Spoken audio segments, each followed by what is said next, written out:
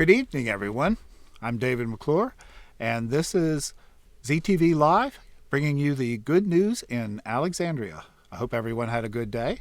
I just got back from a walk down to the avenue with my girlfriend to support one of the restaurants on Mount Vernon Avenue, and enjoyed that very much. We picked up from Pork Barrel. So I can certainly recommend doing that. I love the burnt ends from down there. So tonight we have Ralph Peluso, Reading, Writing, and Ralph. And this is his second now regular appearance. And we're looking forward to that. He will be talking with Ceil Warren, the author of Turning Toward the Sun, without an extra S, as I've now learned. So anyway, before we go there, we'll have a few we'll check in on a few things, and then we'll go to the interview. Okay, so first off, watch out for any emails that pretend to be from the Delray Business Association. Their email, unfortunately, was hacked, and some bad guys are taking advantage of people's generosity during this time and asking you to buy gift cards. And so you can read the details of that story at the zebra.org. And so keep an eye out for that stuff. And it's, of course, it's a terrible thing that people are doing that, but you have to stay aware. So on a little better news, the Alexandria City government is providing some help to people to cope with the fear and uncertainty, and I guess maybe the boredom and the aggravation of being quarantined. And so they have a very nice article again in the Zebra, and it points to a 14-point, I think, list of resources that the city provides to help you out with that. And I will be putting the URLs for those into the reader's comments for you to look up if you would like to do that. And then on an even a little bit better piece of news, the state of Virginia has escalated the child care funding that's available for essential workers who require child care. So that, of course, that makes a lot of sense because these workers have to get out there and they have to have somebody take care of their children, and particularly in this time under these circumstances, they need a little extra help. So if you or someone that you know and care about is in that situation, you can go find that article in the zebra.org, and I likewise will put the URL for that into the comments. And so I'll remind you too that you can put any questions that you have for Ralph and for Ceil in the comments, and I'll collect those, and they have an opportunity to respond to those when they get to the end of the interview. Okay, and then so one last little bit, with everybody being quarantined, you can see everywhere that people are doing an incredible amount of cleaning, and they're getting those attics straightened out, and they're getting those basements straightened out, all that stuff that they wanted to do. There's newly organized closets all over the place, and I can see that whenever I go out. I can see out with the trash, all sorts of things that have obviously been living in some cubbyhole for a long time. So just the other day, I got a text message from one of my sisters, and she sent me this picture here that you see on the screen. And back then I was doing photography with a darkroom, and I took a picture of her. So I'm not going to call this a drawing. I don't think that's quite fair. I took a picture of her, and I would project the negative through the enlarger down onto a blank sheet of paper, and then I would fill in the lighter spots with the pencil. So basically I was turning the negative into the positive, and it made me look like I could actually draw. But anyway, so she found that picture as she was digging through things and sent that to me. But that is somewhere between 45 and 50 years old. So anyway, it brought back some memories. So with that little bit, I'm going to go now and introduce Ralph Peluso. He is the literary editor at the Zebra, and of course the host of Reading, Writing, and Ralph. And we will be seeing him every 2 weeks. He's got people lined up. They're stacked up like airplanes at O'Hare, and it'll be great. And Ceil Warren, who I met today online, and a lovely person, and really enjoyed chatting with her, and I'm sure that you will enjoy the chat that they have together. So I'm going to turn it over to them right now, And oh, here's a picture of the book and a picture of Ceil. So you guys are on. Take it away, Great. Ralph. Thank you, David. I can't tell you how much fun this is and how excited I am that it's now a regular episode.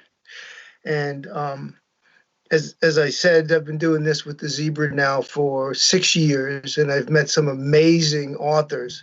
And I always get so impressed by the talent that's out there, and starts to come to life especially when people write. And Ceil is a dear old friend that I've known since we were very, very young. And when I saw her at Christmas, she told me about her book, and I read it, and it was fabulous. And I enjoyed it so much, and it's a romance novel, so it's kind of out of character for me, but it was really, really good, and she did a great job with it. And Ceil, welcome. I'm glad to have you. It's good seeing you again. Thanks, Ralph. Glad to be here. I'm sure the fans are excited to know something about you. So, tell us about a little bit about your background, how you ended up being a writer, and so they can get to know you a little bit. Okay, well, I spent the bulk of my career, actually, I'm on my third career, Ralph, just so you know. I spent the bulk of my career as in finance. I worked for a major communications firm. I was the CFO of their Northeast sales operation. And I got to about my late 40s, and I thought, I'm so done. I'm so done with 70-hour weeks and high-pressure jobs. So I was very fortunate to be in a position of switching gears in that point in my life. So I went out and I got a job at a local college running their summer camp. Very different, sitting across from moms and their kids. I was used to sitting across from hardcore business people, so I had to tone down my business style a smidge. But finance found me again. The college asked me to set up a student financial services organization, which I orchestrated for them. And then I finally found my way to writing, which is probably what I wanted to always do from the start. Great. Right. Well, one thing I did want to bring up before we got into the meat of your book and other things was to show this picture. I don't know if David has it. You've got that, David? Where we spent most of our time. There we go. You're up. It's growing from 6 years old until we were through college. It's up. And all of our friends out there that know us from the Bronx, I'm sure you'll recognize this photo. And we spent way too much time there, but we had a blast. It's got to be Carvel. It is a picture of Carvel. Yes, it is. So to all the Carvel kids out there, I hope you're watching. So tell me about your experience in going through the process as a new writer, a new author, and reflecting now on what it took to get your book published. Okay, so to get a book, so I'm self-published, so I had a few more layers in the process. When you start writing a book, you're you're kind of naive. You sit down, you go, oh, I'm going to write my book now, and with no forethought of how to get it from start to finish. So I knew how the book started. I knew how the book ended. There was that pesky middle section that felt like a marathon. So you need to get through that. From there, you move on to editing, which is you need to flip the switch on your ego, and you need to put on the switch for this is going to be a great learning process, which it actually was. And you get through it, and you end up with a polished, finished manuscript. And then there's proofreading and proofreading and proofreading. It just never stops the process. But you have to set your title, you have to set your back cover blurb, you have to work with someone who's going to format the book for you, you have to come up with a cover design. So it was a great process. It was learning a whole new industry And I'll tell you, when you get to the end of it, it's a good feeling. I liken it to how a New York City marathon runner must feel when they cross the finish line. So, what was your reaction when you got back the manuscript all marked up in red? What went through your mind? Well, my editor said in the email, please don't panic when you open this. And I thought, uh-oh. He also suggested that I put my color code thing on blue, which I did not do. So it was like seeing my work lying on the floor, hemorrhaging red ink. And you have a real oh my moment, but then you dig in and you get through it. I know, it's crazy. It's a crazy process. It really is. And it's long. So talk to us about the inspiration that led to the characters and the storyline and the plot, and where'd you draw from to write such a marvelous book? The inspiration, and you'll get a kick out of this, was actually growing up in the Bronx.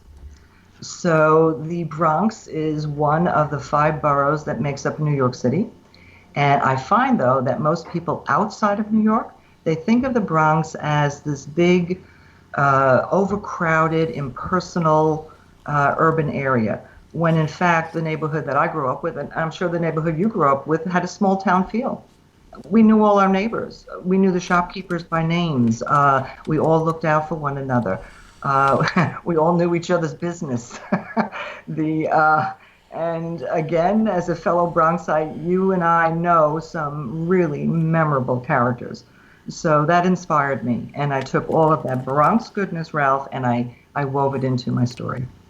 Yeah, we still know those characters today. So yes, we do. They're still with us, and you and I both being one of them. So it works out. But the characters, one of the things that I took from the book and was that George, right?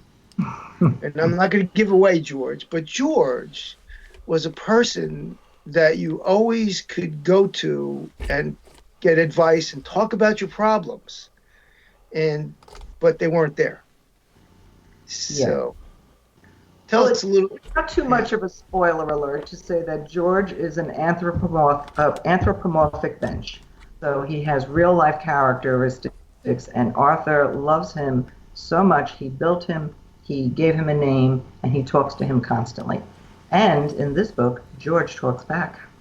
Right. And but I reflect on that and think of, a person, that's important in your life that may have passed on, that yes.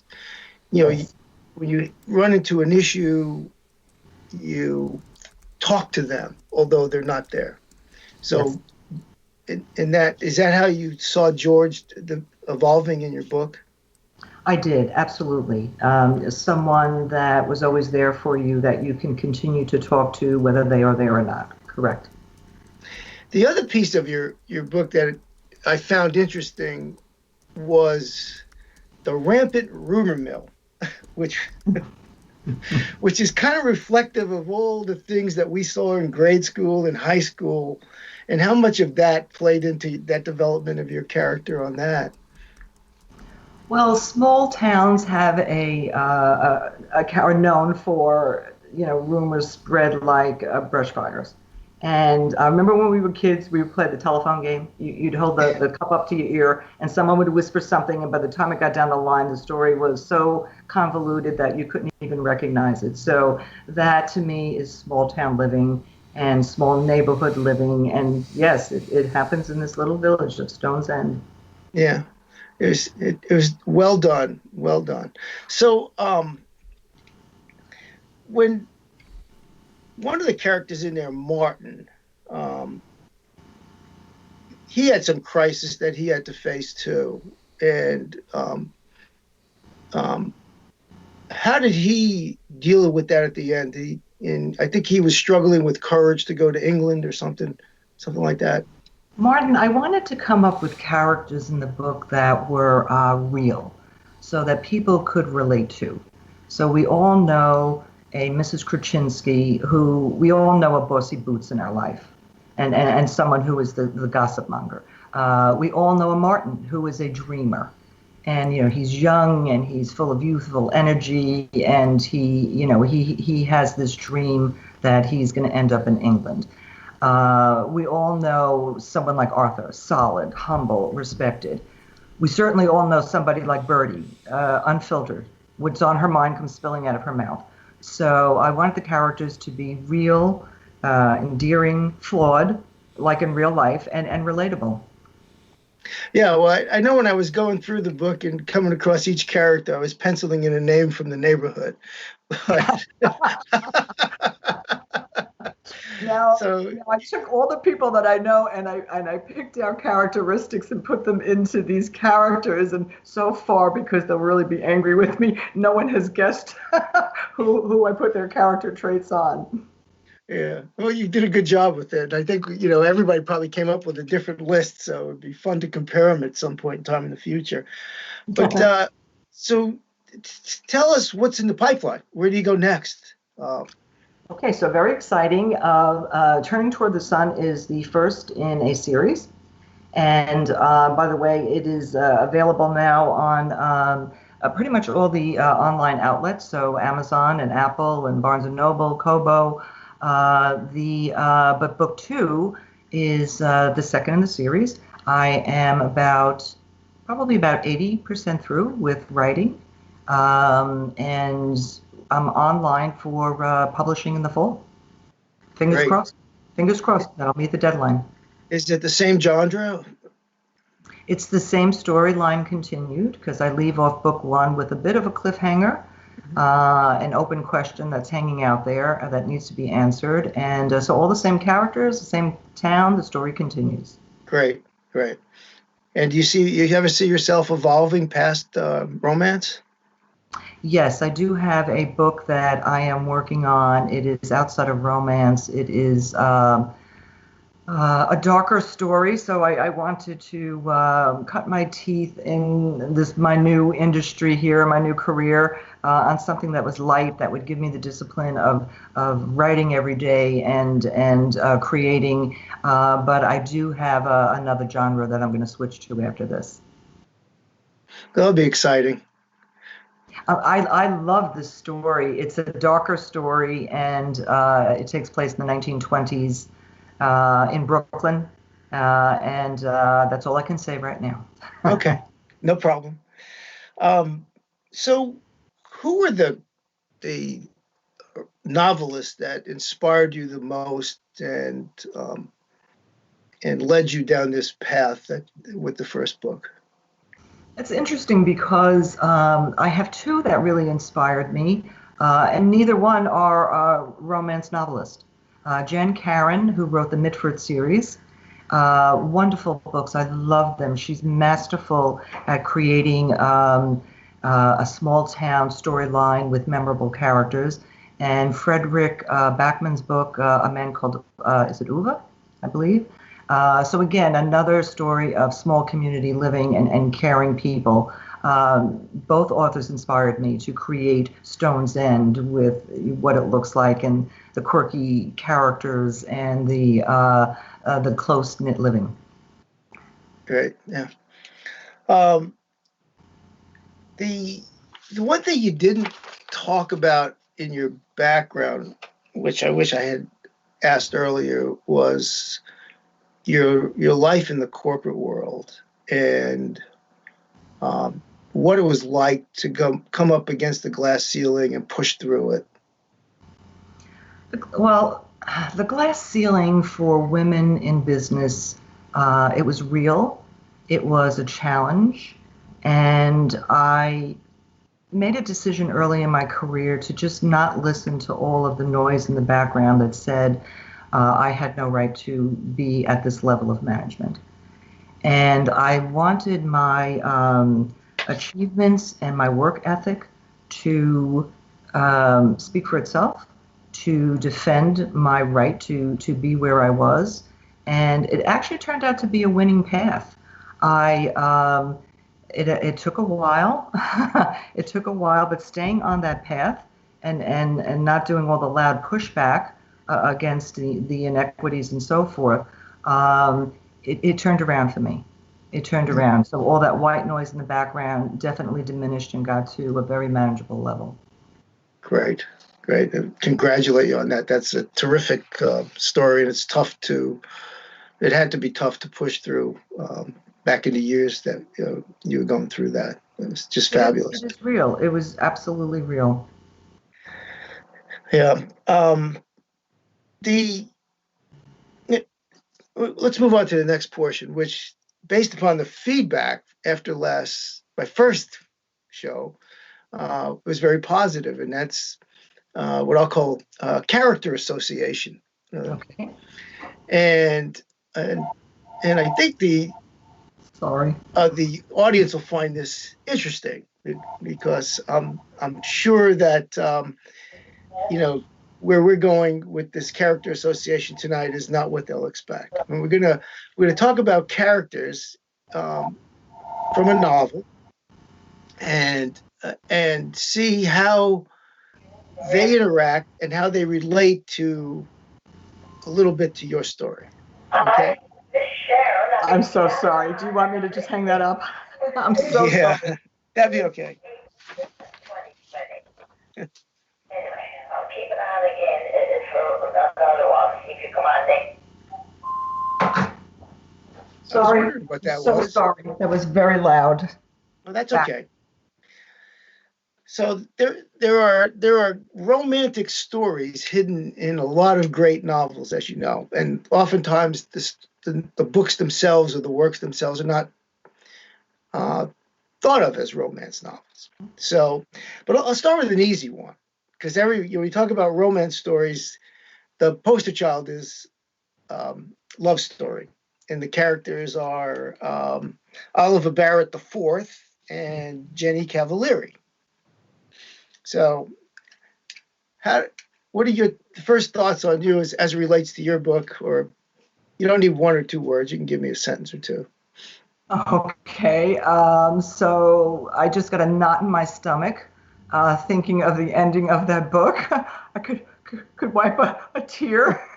I would say that was one of the most gut-wrenching reads. Just a young couple so in love, the adversity of their backgrounds, and it was well, I don't want to do a spoiler alert in case someone actually hasn't read the 1970s book. Yeah, earlier than that. Yeah, that was. But I'd call that one gut wrenching. Yeah, it was gut wrenching, and I saw no relevance to your story at all because they were in love from the start. And there was no unrequited love that had to be pursued. So it's kind of interesting. Okay, the next that we'll talk about is Quasimodo and Esmeralda from Hugo's work, The Hunchback of Notre Dame. Poor Quasimodo. He, oh my gosh, he pined for her. He was so mournful, and she didn't know. It just, that was another, well, that's heartbreaking. That's just a heartbreaking story. Yeah, and the film version, the ending is totally different than the Victor Hugo novel version, the book version. At the end of the book, two skeletons are found in the basement hugging. And one has a misshapen back, and that's obviously Quasimodo, and the other is Esmeralda, who was hung. And so his unrequited love for Esmeralda never got fulfilled. We don't really know. He also had the love for the bells. His ladies of the bells were his true love. That's true. And then Hugo says at the end of that book that the real tragedy was Phoebus because he got married. Good one. Sorrowful character, Quasimodo. Oh, I know. It was too bad. The next we'll talk about is and many people don't think of this book as a romance novel, or even the story as a novel. But the characters are Roy Hobbs and Iris Gaines. From Last name, okay, Iris and Roy. and You know, right, I'm still angry Bernard with Roy for Elm, leaving yeah, her. the natural. The So, next. I'm still angry with Roy for leaving Iris and not making his way back to her. So he was just this wayward lover. He just went off and he left her, and she had to find him. So they were lucky they had a happy ending, Ralph. well, it did have a happy ending, and it had that unrequited love that came back together at the very end, which is what the heartwarming part. But for all of the macho that Roy Hobbs had when it came to baseball, when it came to romance, he was a coward. He had the one night with Iris, Yes. and he ran out, and it took her to get him back in his life. So I saw that book as a close parallel to the kind of story that you created. If I think about it in that line. That's true. It does get a little bit closer. Not quite a bit of a stretch, but but it's there. Let's talk about. We have to talk about William Shakespeare's work, right? Romeo and Juliet. But the real unrequited love is not between Romeo and Juliet. It's between Romeo and Rosalind. Okay, true. But you can't discount the classic tragic love story of Romeo and Juliet. So good one. But see, I look at Romeo and Juliet, and if you think about it in colloquial terms, he was her rebound. She was his rebound. Because that is true. He really wanted Rosalind, but he couldn't get her, and she disappeared. They can make a book too out of that, actually.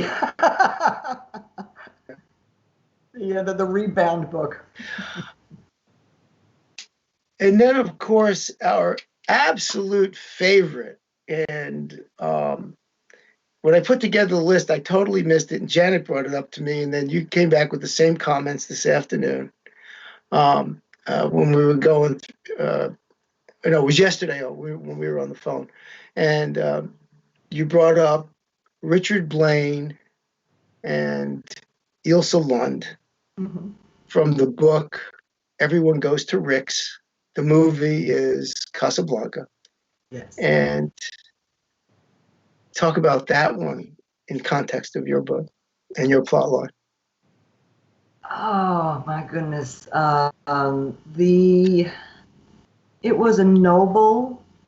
Their parting was noble, and I'm trying not to give my book away, but Arthur leaving in his youthful romance was part of it. Was a noble gesture. He just knew that this was not destined, and they were going to come up against too many things going against them, and he didn't want to put them or his love through it. So he left. So I would relate to it in that respect, that it was just a noble gesture, because Rick leaving Ilsa at the end is amazing. Yeah, I think you're spot on with that one. He showed his strength in letting her go, and because he knew it would never to be. But again, it was an unrequited tale that didn't have a happy ending. As they both marched on. But where they were in the world, it was noble. They both went on to do noble things. It was a noble gesture. Yeah. So what else could you want to tell the audience about? You spoke to where your book's available, and anything else we want to know about you, Ceil? Well, basically, looking at the process of writing the book, one of the things that jumped out at me is coming up with a title. So it has to be the bane of every author coming up with the title. And you start out thinking, well, how hard can this be? Pretty gosh darn hard, Ralph. So you digress to saying, well, I'll just Google it. There's got to be information out there on how you do a book title. The infinite amount of information that popped up was like being hit with a tsunami, none of which gets you any closer to coming up with a title. It does say things, give sobering advice like, don't screw this up. Don't screw this up. Your title's important. It's critical that you get it right. So you start out thinking, wow, this is hard. And then you go on the internet and you start getting terrified. So after months and months of coming up with, oh my gosh, I don't know how many titles, and running them by everybody I know, and people are going, nah, that does nothing for me. I think, oh my gosh, I'm never going to get there. I just skinnied the process down to author has spent his entire life in the shadows of this one doomed love affair. He is finally ready to face his past and come out of the shadows, which was one of my titles. But I thought it maybe had a negative connotation, coming out of the shadow. So I spun it to turning toward the sun. But coming up with your title is big. It's Great. big. Good advice. Good advice. Well, thank you for joining us. And say hi to everyone. Stay safe. And we'll see you soon. All right. Thank you, Ralph, for this opportunity. It was wonderful. Thank you. You're welcome. Thank you, David. Thank you, David. Well, thank you, Ralph. Turn your mic.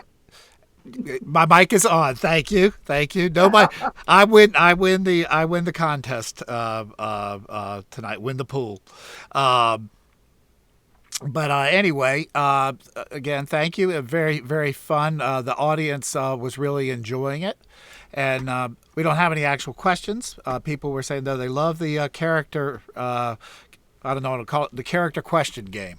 I think they get a lot out of that. Character association. Character association. There we go. That'll have to be a regular thing. Maybe we can make it into a board game, right? New stage. So our good steady listener, our steady viewer, Bridget Brown, says this was a great show. So I don't think you could ask for a much better. Bridget. Can't ask for a much better endorsement than that. So thank you again, everybody. I'm going to let you guys go on back to the green room, and then I'll catch up with you in a few moments. And I look forward to seeing you, Ralph, and I know everybody does, in 2 more weeks. 2 weeks. We have a great guest in 2 weeks, Kevin Keating. He wrote a fabulous book about his experiences in trying to get autographs from baseball players. Very fascinating story. And he will be a great guest as well. Okay, well, maybe he'll get in touch with Ceil and asking how he's going to deal with this piercing interrogation that he's about to go under. All right, you guys. We'll talk to you later. The character association for baseball is going to be interesting. So yes. Well, there's plenty of characters. There sure are. All right. We'll see you guys later. All right, everybody. I hope you enjoyed that. That's always fun. I just,